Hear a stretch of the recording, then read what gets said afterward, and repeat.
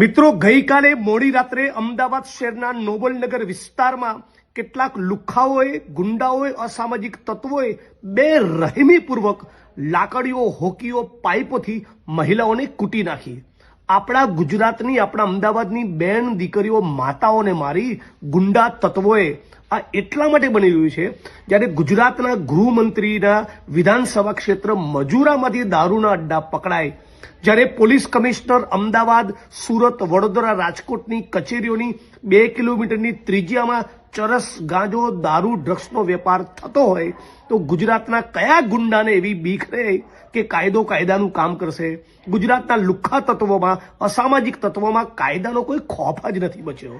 છેલ્લા થોડાક સમય પૂર્વે, ગયા વર્ષે તો 3 મહિના એવો સમયગાળો હતો, 100 દિવસનો, જ્યારે અમદાવાદના શહેરમાં લગભગ 55 મર્ડર થયા હતા. અને બાદ પણ અમદાવાદના પોલીસ કમિશનર દ્વારા, રાજ્યના ગૃહમંત્રી દ્વારા કોઈ કોન્ક્રીટ એક્શન નહીં લેવામાં આવી, જેનું પરિણામ છે કે અમદાવાદના પાલડી વિસ્તારની ત્રિકમનગરની ચાલીમાં કેટલાક બિલ્ડરોનો ડોળો છે અને 20 દિવસ સુધી એક ધારું ત્યાંની ચાલીની મહિલાઓને બિલ્ડરના લુખ્ખાઓ અશ્લીલ ગાળો બોલતા રહ્યા. એનું જ પરિણામ છે કે નોબલનગરમાં ગઈકાલે આપણી બેન દીકરીઓ, માતાઓને ગુંડાઓએ, લુખ્ખાઓએ જાહેરમાં છડેચોક બેફામ મારી. પોલીસ કમિશનર અને રાજ્યના ગૃહમંત્રી તાત્કાલિક આ મુદ્દે પોતાનો ખુલાસો આપે અને ગૃહમંત્રીએ તો વિધાનસભાના મંચ ઉપર સ્ટેટમેન્ટ કરવું જોઈએ કે અમદાવાદમાં, સુરતમાં ચાલી રહ્યું છે શું.